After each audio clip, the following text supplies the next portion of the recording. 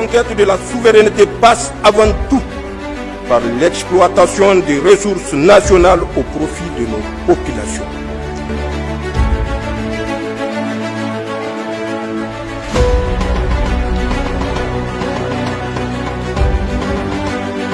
Sur la rive droite du fleuve Niger, dans le cadre de l'opération NIA, les forces de défense et de sécurité poursuivent avec efficacité leurs efforts de sécurisation et de lutte contre les réseaux criminels dans l'ouest du pays.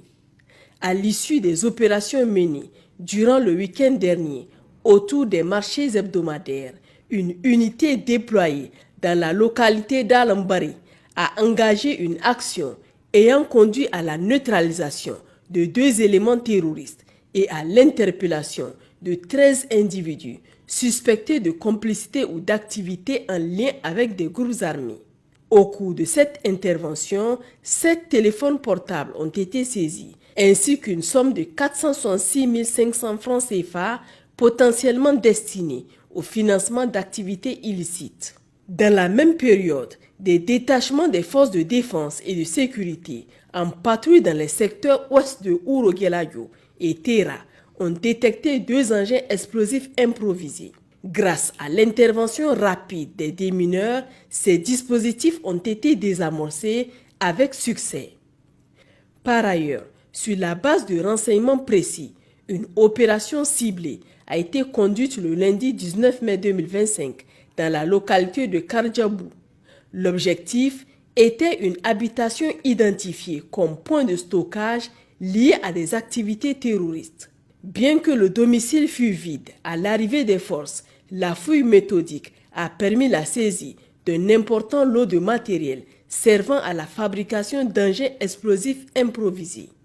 Ont notamment été découverts 4 bouteilles de gaz de 36 kg, une grande quantité de clous, de l'engrais, des batteries de puissance, ainsi que plusieurs bidons utilisés comme réservoirs pour explosifs artisanaux. Tous ces éléments ont été placés sous scellé et les investigations se poursuivent afin d'identifier et d'interpeller les auteurs impliqués. Le lendemain, mardi 20 mai, dans les environs du village de Saya, une patrouille a intercepté 2 véhicules impliqués dans un trafic illégal de carburant à destination des groupes armés opérant dans la zone de Semira.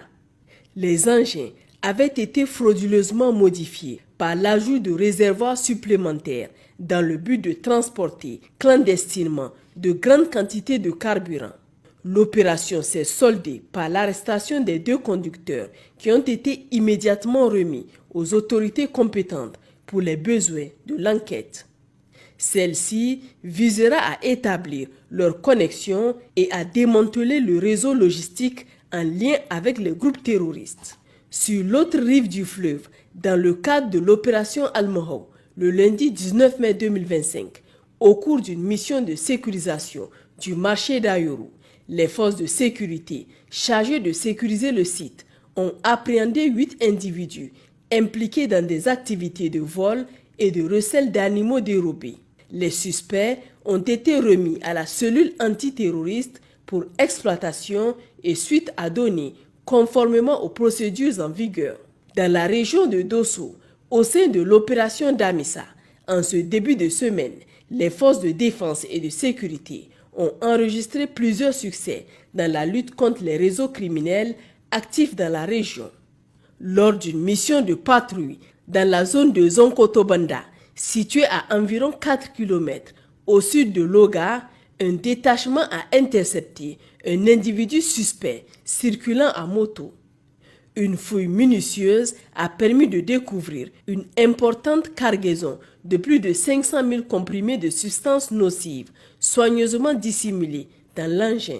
Le suspect ainsi que la moto et l'ensemble du chargement ont été immédiatement remis aux services compétents pour enquête approfondie et poursuite judiciaire conformément à la réglementation en vigueur. Dans la même zone, une autre unité a intercepté 2 motocyclettes transportant au total 19 bidons de carburant de 25 litres chacun. Pris de panique À la vue des forces de sécurité, les trafiquants ont abandonné leurs motos et pris la fuite. Le carburant, destiné à l'approvisionnement logistique de groupes armés criminels, a été saisi et confié aux autorités compétentes pour traitement dans le cadre des procédures légales en matière de lutte contre la contrebande et le terrorisme.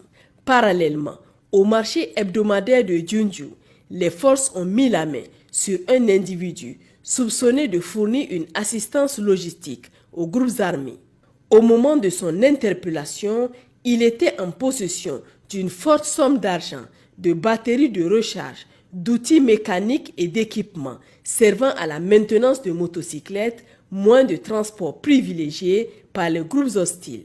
L'exploitation de son téléphone portable a révélé de nombreuses communications avec des éléments armés, confirmant son implication directe dans des activités de soutien au mouvement terroriste. Enfin, 2 autres complices actifs ont été appréhendés dans les localités de Sukukutan et d'Ogonkria. Leur mission principale consistait à faciliter l'acheminement de ressources matérielles aux groupes armés opérant dans la région.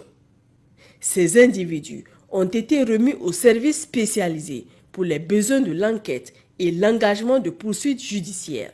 Au sein de l'opération Shara, conduite dans la région de Tawa, le lundi 19 mai 2025, aux abords de Badegishiri, une unité en mission d'escorte a intercepté un véhicule de type Hiace transportant 161 bidons d'essence de 25 litres, soit un total de 4025 litres.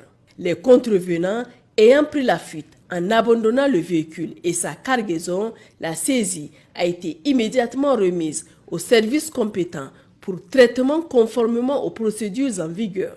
Chers compatriotes, le Niger fait aujourd'hui l'objet d'une entreprise malveillante orchestrée depuis l'extérieur avec la complicité d'acteurs africains instrumentalisés. Cette manœuvre, téléguidée par des puissances étrangères hostiles à notre choix d'émancipation, s'inscrit dans une stratégie globale visant à affaiblir notre souveraineté, à fracturer l'élan d'unité de l'Alliance des États du Sahel et à délégitimer les trajectoires politiques endogènes que nous avons courageusement empruntées. Depuis plusieurs semaines, une vague croissante de désinformation se déploie sur les réseaux sociaux et certains médias.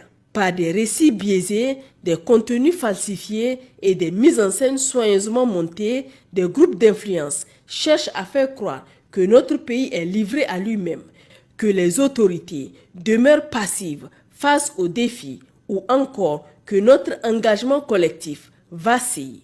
Il ne s'agit nullement d'expressions spontanées de citoyens inquiets, mais bien d'attaques coordonnées visant à manipuler l'opinion et à altérer la perception de la réalité. Des sources fiables confirment que cette opération ne fait que commencer. Elle prévoit dans les jours à venir la prolifération de contenus mensongers, faux experts mis en scène sur des tableaux étrangers, témoignages inventés, vidéos détournées, récits anxiogènes présentés comme des faits avérés. Le tout dans l'objectif assumé de semer la confusion, de délier le pacte de confiance entre l'État et ses citoyens et de provoquer une rupture dans l'harmonie régionale entre peuples alliés. Mais ces stratagèmes ne sauraient prospérer dans un espace où les consciences sont éveillées.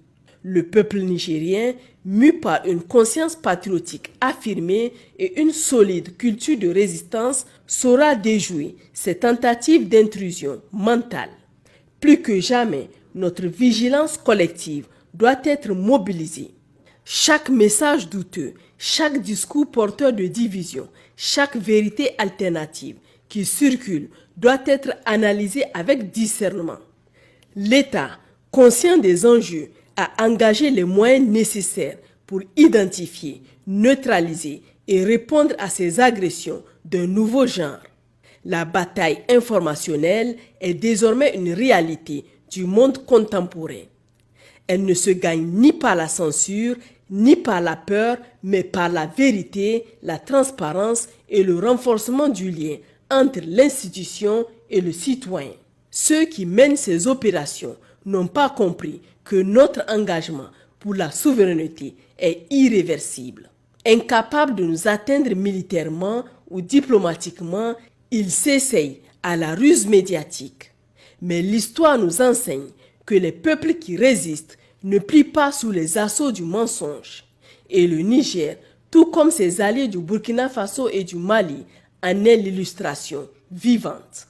Dans cette épreuve invisible mais bien réelle, nous appelons chaque citoyen à se faire gardien de la vérité, à rejeter les sources anonymes, à privilégier les canaux d'information institutionnels et à demeurer unis face aux tentatives d'intoxication. Car c'est dans l'unité, la lucidité et l'intégrité que se construit la victoire durable. Le Niger avance avec courage et dignité. Aucun écran de fumée, aucun discours fabriqué, aucun marionnettiste de l'étranger ne pourra détourner notre peuple de son destin souverain. Faudrait-il encore rappeler que la poursuite et l'atteinte de notre objectif commun, à savoir l'anéantissement de toute force du mal, exige la participation de chacun de nous. N'hésitez pas à mettre dans la mesure du possible à la disposition des FDS des renseignements utiles et fiables. Ainsi, vous contribuerez assurément à améliorer la situation sécuritaire dans tout le pays. Nos numéros d'appel d'urgence. La conquête de la souveraineté passe avant tout par l'exploitation des ressources nationales au profit de nos populations.